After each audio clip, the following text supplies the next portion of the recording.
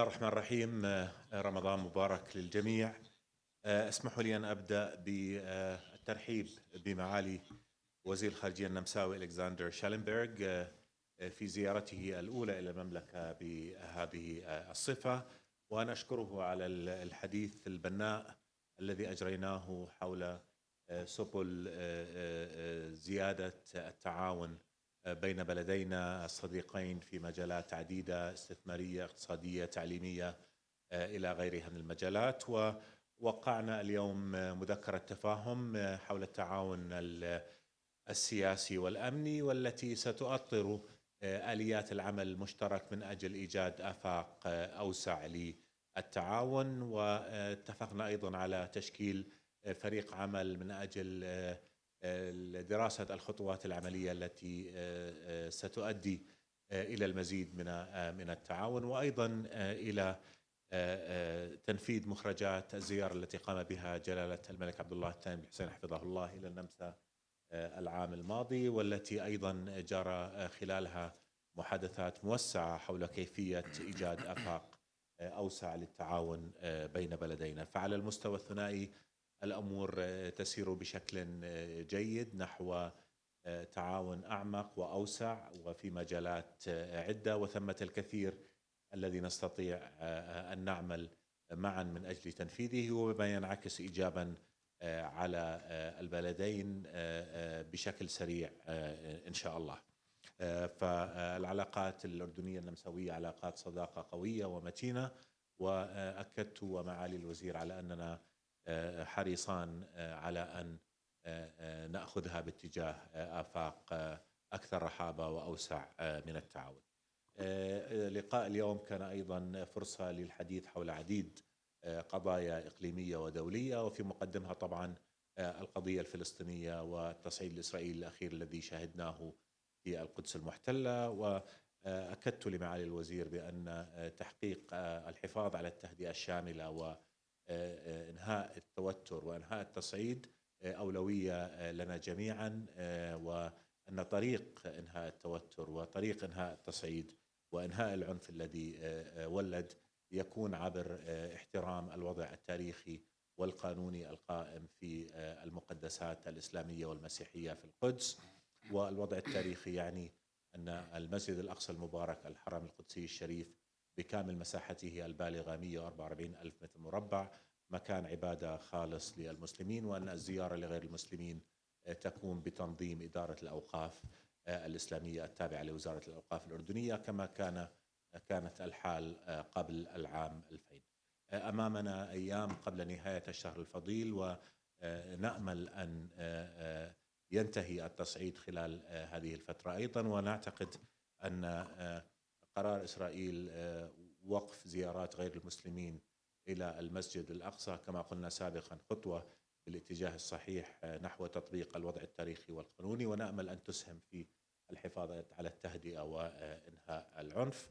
ومرة أخرى أكدت أن ثمة قضية أساس لابد أن تعالج. لا نريد أن نجد أنفسنا في نفس المساحة من التوتر والتصعيد يوم بعد يوم، وأيضا الطريق إلى ذلك هي معالجة جذور الصراع عبر إيجاد أفق سياسي حقيقي للتقدم في مفاوضات سلمية نحو تحقيق السلام العادل والشامل على أساس حل الدولتين الذي يجمع العالم تقريبا بأنه السبيل الوحيد لتحقيق السلام العادل والشامل. فأمامنا الكثير من العمل في المرحلة القادمة، وبالتشاور مع أصدقائنا من أجل الضغط لإيجاد هذا الأفق السياسي الذي يعتبر ضرورة في هذه المرحلة، لأن استمرار غياب هذا الأفق خطر كبير واحتمالات تفجر الوضع تبقى قائمة. لابد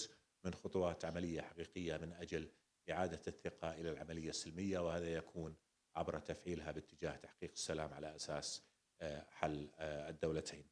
تحدثت معالي الوزير حول قضايا أخرى، الأزمة في سوريا وضرورة أيضا تفعيل الجهود للتوصل إلى حل سياسي لها، موضوع اللاجئين وخطورة تراجع الدعم الدولي للاجئين السوريين وغيرهم من اللاجئين، الأونروا أيضا، وضرورة أن تبقى هاتان القضيتان أولوية لدى المجتمع الدولي من أجل ضمان توفير العيش الكريم للاجئين. ثمة اجتماع للدول المانحة في بروسلز الشهر القادم، ونأمل أن يسهم هذا المؤتمر في اتخاذ خطوات عملية باتجاه إعادة تسليط الضوء على قضية اللاجئين والتوافق على آليات عملية لمساعدة اللاجئين والدول المستضيفة على توفير العيش الكريم لهم. تحدثنا أيضا بالأزمة اليوكرانية وتأكدنا ضرورة التوصل إلى حل هذه الأزمة أيضا على أساس القانون الدولي وميثاق الأمم المتحدة ومبدأ احترام سيادة الدول وسلامتها الإقليمية، وهذا موقف مبدئي بالنسبة لنا في المملكة، وندعم كل الجهود المستهدفة التوصل إلى حل للأزمة الأوكرانية على هذا الأساس وبما يحفظ سيادة أوكرانيا وسلامتها الإقليمية أيضا. مرة أخرى مع الوزير أرحب بك في الأردن، وأتطلع إلى المزيد من النقاش إن شاء الله عند موعد الإفطار والحديث لك.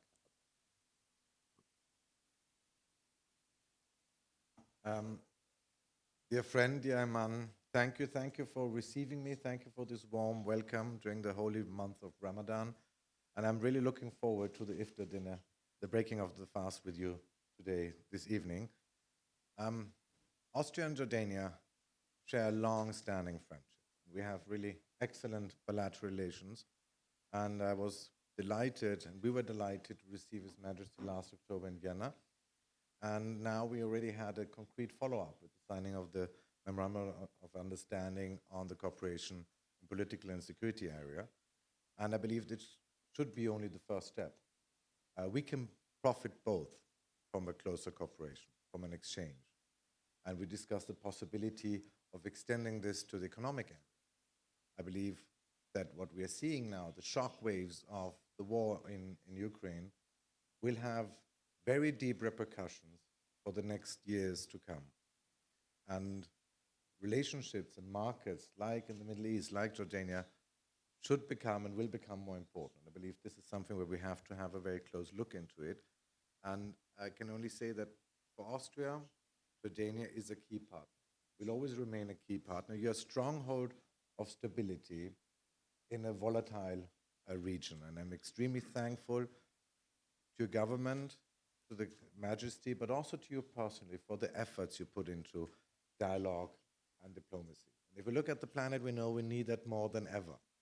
The region is feeling the shock waves of another crisis, the war, the brutal attack of the Russian Federation on Ukraine. This war of aggression is a blatant breach of international law, a direct attack on the security situation and structure and architecture we have established since the Second World War, internationally and in Europe.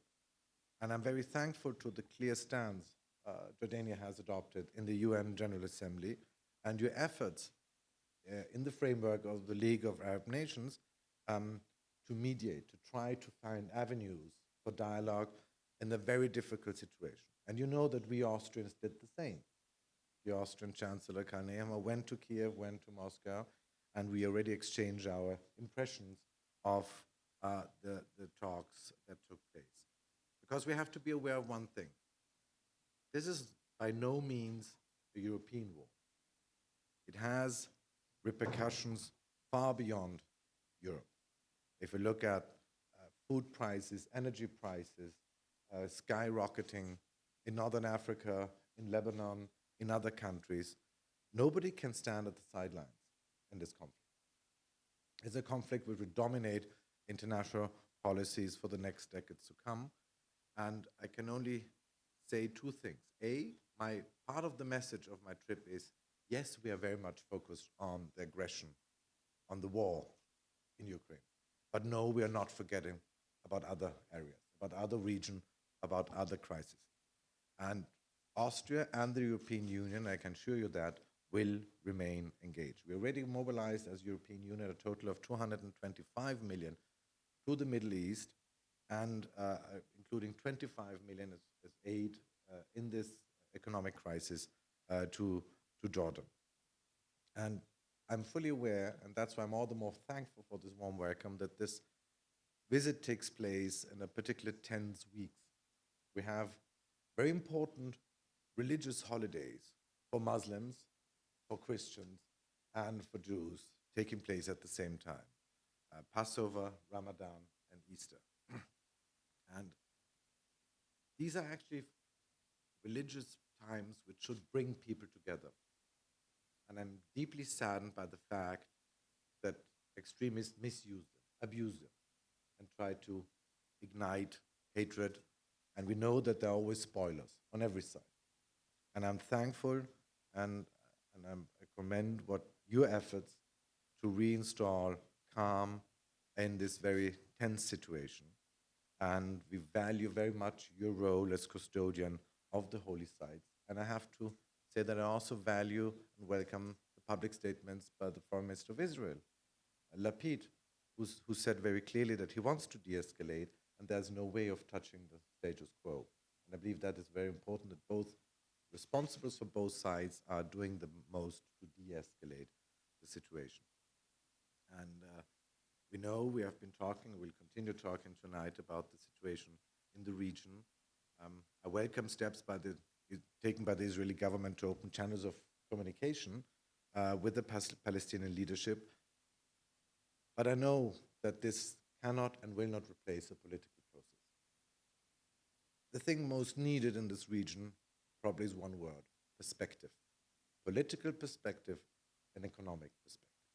All societies in this region are young societies with a high percentage, especially compared with countries like Austria, which is an aging country, with young people, young population who need perspective, who need to know what the life will be like in a couple of years' time.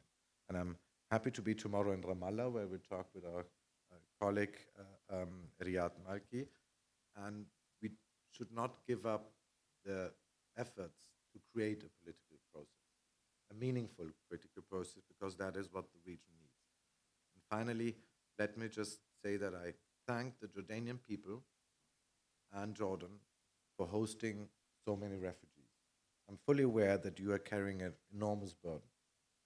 And the economic development we are seeing now and the repercussions of the aggression of Russia and Ukraine do not make this task easy. They make it more daunting.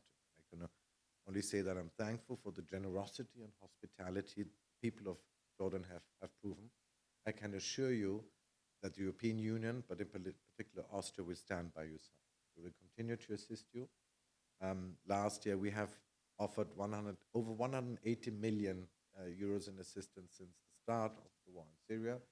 And last year, it was 2.5 million euros, and we will give the same amount at least. This year, we are very much aware that the whole situation we are seeing in Europe, and as I said, it's not a European war, will have dire consequences around the planet. And that the need for humanitarian aid, for assistance, will increase in the next months and years to come. And there, you and your government and His Majesty can count on us. Thank you very much for having me.